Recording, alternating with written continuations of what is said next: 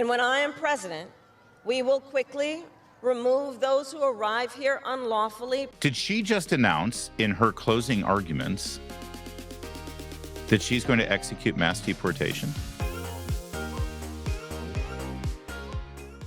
Well, last night, a lot of time and a lot of effort went into Kamala Harris's closing arguments. In fact, the campaign even put it out. They billed it as the closing argument. I guess they're still trying to steer into this whole, she's a prosecutor, she's a DA, she's an attorney general. Strangely, though, if you take a look at the stagecraft here, you see the setting.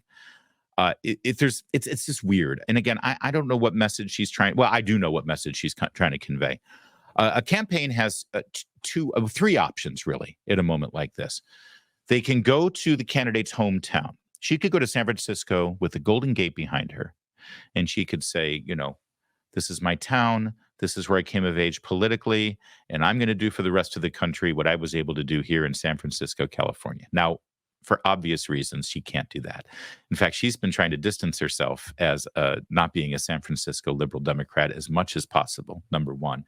Number two, the only way to deliver the speech for this many people in San Francisco, they would have to spend like a week hosing down the sidewalks and sanitizing them and like doing the power washing with the alcohol and sanitizing everything because there's, piles of human debris everywhere and waste. So you can't do that. Option number two is you go to a battleground state. You go to the state that you got to win. She should go to Pennsylvania, go to Michigan, go to one of those battleground states and say, this is it. It's the final stretch. We're launching it here. I'm never going to leave this state or these next three states because it's for all the marbles. And you like go all in on your campaign strategy there. The third option is to do what she did, which I got to tell you, the one thing that almost every American can agree on right now is that the problems you're feeling in your life with your budget and with crime and with immigration and border security and national security and whatever else you're having to deal with right now, it all emanates from that town, from that city. In fact, many people would say from that house behind her. So this is the picture everybody gets, that Kamala Harris is making her final case by going to Washington, D.C., really where her power base really is, where she's most comfortable. She is a creature of this town, or at least has become a creature of this town. This is the town that is synonymous with everything that's wrong in our country right now. So it is bizarre that she chose that stagecraft. But the only reason she did was because that is the spot Donald Trump stood on January 6th. And the real purpose of this speech had nothing to do with her or her vision or what she would do as president of the United States. Because the only thing at this point, after this entire campaign, that she or Joe Biden or the Democrats bring to the table is Donald Trump is Hitler. And I won't be Donald Trump. That's it. And so she wanted to remind everybody of January 6th. And maybe it'll work. It might work. It might work. I think from my perspective, based on things that matter to voters, that image that you're looking at right now, that's the problem. That's the problem, that she is a creature of not just that town, but of that administration, because we all know who's in the house over her shoulder as she's speaking. Subject. Politicians have got to stop treating immigration as an issue to scare up votes in an election, and instead treat it as the serious challenge that it is, that we must finally come together to solve. I will work with Democrats and Republicans to sign into law the border security bill that Donald Trump killed. When I was Attorney General of a border state, I saw the chaos and violence caused by transnational criminal organizations that I took on. And when I am president, we will quickly remove those who arrive here unlawfully, prosecute the cartels, and give Border Patrol the support they so desperately need. Did she just come out for mass deportation? Did she just announce in her closing arguments that she's going to execute mass deportation? Have you heard her say this at all on the campaign trail at any moment? Quickly remove those who arrive here unlawfully. One more time. And when I am president, we will quickly remove those who arrive here unlawfully. We will quickly remove those who arrived here unlawfully. Now, for those of you who think that she is actually promoting and promising mass deportation, and for those of you who are thinking, well, what's next? She's going to build a wall and Mexico is going to pay for it. Okay, what else from Trump are you going to co-opt? For those of you who are thinking that's what she said, let me just, I speak Democrat, okay? I'm not fluent in it, but I've heard it enough where I can read it and I can write it. And I can understand exactly what they're saying because I have heard them lie for decades of my life. And I've done this professionally now for almost 20 years. When she says very specifically, and understand exactly what she said here, I want you to hear the words again. Chaos and violence caused by transnational criminal organizations that I took on. And when I am president, we will quickly remove those who arrive here unlawfully. The key word there is unlawfully. Because the vast majority of those who have entered this country without documentation and without an invitation and without permission, but have been allowed to stay, have been able to do so by using the fig leaf of an asylum request. They know the right language. The coyotes and human smugglers that they spend $10,000 a person on down south of the border have told them, if you encounter a Border Patrol agent, just say that you are seeking asylum and you'll be able to stay. And as far as Kamala Harris is concerned, those people have not entered the country unlawfully. So she's making you believe that she will enforce our laws. She's making you believe that she will deport people who shouldn't be here, but she is lying to you. She is lying to you. She believes that anyone who has come here and sought asylum is here lawfully, and they can stay, even if it takes 8 to 10 years for them to get their hearing. They can stay as long as they'd like. In fact, they should probably be allowed to vote. Probably. So she's lying to you. I mean, you already knew that she was lying to you, but I just wanted to spell out exactly how insidious the lie is. That said, the scene on the mall was, I guess impressive. I'll be honest with you. I was expecting more. This is the Ellipse, just south of the South Lawn of the White House, right behind there where all of the porta-johns are set up, behind those cranes in front of the Washington Monument. That's Constitution Avenue. Theoretically, now they had actually blocked out portions beyond Constitution Avenue and into the mall, but it doesn't look like they had that spillover. It's a good crowd. Also, by the way, beyond all of those porta-johns that are set up, you would see buses because a ton of people were bussed in here from various areas. But also, you don't need to. Washington, D.C. votes for the Democrat every presidential election. Over 90% of the people who live here vote for them. And let's not forget, the number one group of Americans who will benefit or who have benefited the most from the Biden-Harris policies are government employees, people who live off of and rely on the government, people who work in D.C. and get a government paycheck, not people in the military. No, they've been screwed by this administration. But all of those SEIU union members or AFSCME union members who work for government agencies, all the bureaucrats, they've exploded. Let's not forget that just the 85,000 IRS agents alone would be a huge crowd.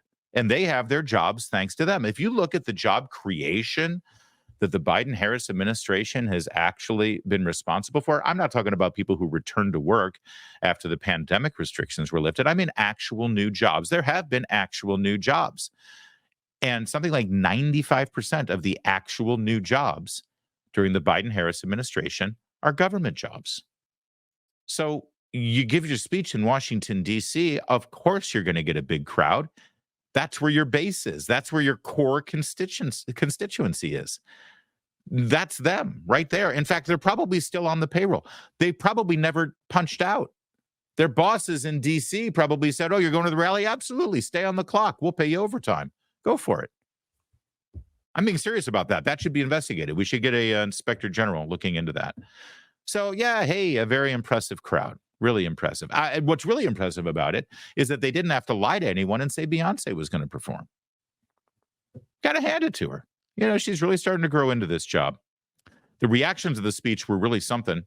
I mean, most of us immediately started reacting to what Joe Biden said, of course, calling Trump supporters pieces of garbage. But some people were just locked in on the mellifluous tones of Kamala Harris, the incredible oratory, the soaring rhetoric that's really once in a generation do you get a politician like this who's able to capture the imagination of the zeitgeist of the times and of the American people. Jennifer Rubin, she's the conservative Republican columnist at the Washington Post. Of course, like all conservative Republicans at the Washington Post, she supported Hillary Clinton and Joe Biden and now, of course, Kamala Harris. Her reactions in real time were, well, let me just say somebody needs to get Jennifer a cigarette. Oh my God, what a speech. And then quoting her, I lived the promise of America and I see the promise of America in all of you. I am not crying. There's just something in my eye. Her delivery has gotten so presidential, authoritative, and elegant.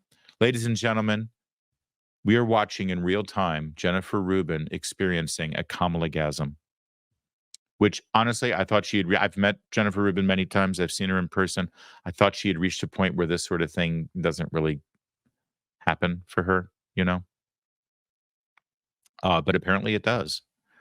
I don't know who she was with last night, but whoever it was, they pale in comparison to whatever Kamala was delivering for her. Somebody put together a good side-by-side, 2 speeches, 2 candidates, same night.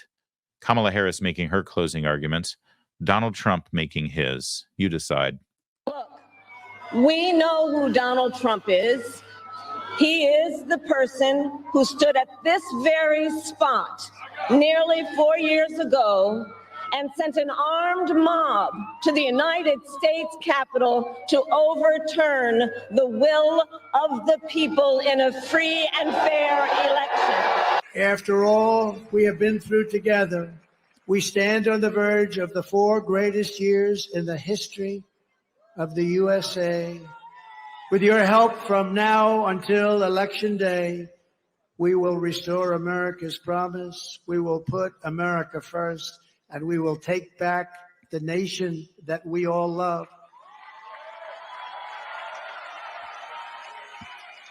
We bleed the same blood. We share the same home. And we salute the same great American flag. We are one people, one family, and one glorious nation under God. We will never give in. We will never give up. We will never, ever back down. And we will never, ever, ever, ever surrender.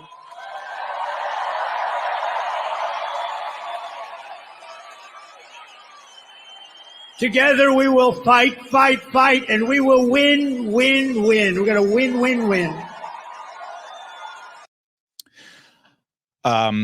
Listen, it's a time for choosing, as has been said in the past, and it certainly is a time for choosing right now between these 2 candidates. And I don't know about you. One message is about us and our future and of hope and the idea that, yes, things are broken right now, but together we'll fix it because we got a guy who's done just that in the past and he can do it again. That's certainly one message, one of unifying us as we bleed the same blood and we salute the same flag and we're all the same people, and let's get together and actually make the country great. That's certainly a good closing message. The other closing message is 100% directed at the other guy about how bad he is and how evil he is and how terrible he is. And guess what, everyone? I'm not him. Which I guess is a message. It's something, I suppose. Doesn't work on me, though. I'm thinking it doesn't work on most voters. By the way, one other thing, Kamala Harris had, an interesting day yesterday. She started it out by denying Joe Rogan a interview and choosing not to go and engage in a Joe Rogan interview because, her schedule is too busy. Then she spent the rest of the day preparing for the big speech and then granting a couple of interviews to local television stations that ended up blowing up in her face. And then she gave her speech. And that was it. Not a real full day, when you're 6 days away from election day. But I guess the rationale was, this is it. This is the big closing argument. This is the big stage. We're doing the whole thing on the mall, and it's going to be huge, and it's going to be across all the networks. So we got to rest up and make sure that you've got all your energy for that speech. And she sure spent it all, because afterwards she was seen getting onto Marine One, the helicopter that takes her to wherever she needs to go. And take a look at Kamala Harris inside the window here of Marine One. Watch. Wow. That is one heck of a yawn. That's like a horse's mouth yawn. And she's got an aide there checking something on the phone. But look at her. Look how tired she looks. I mean, I wouldn't even use the word tired.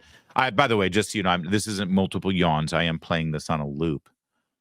But look at how she's looking out the window, kind of dazed and despondent before that yawn comes. I said she looked tired. I don't know if that's really the word. I think the better word is exhausted. After the day that I just laid out, she looks exhausted. She looks like she can't take anymore. Wasn't she saying that Donald Trump was exhausted? Wasn't she saying recently that Donald Trump doesn't have any stamina, that Donald Trump doesn't have any energy? And have you ever seen Donald Trump looking like that? That's disconcerting, I think. But listen, she's engaged in a really tough campaign, and her schedule is, actually her schedule's pretty good. Hell, I wake up at 3:30 in the morning to do my job.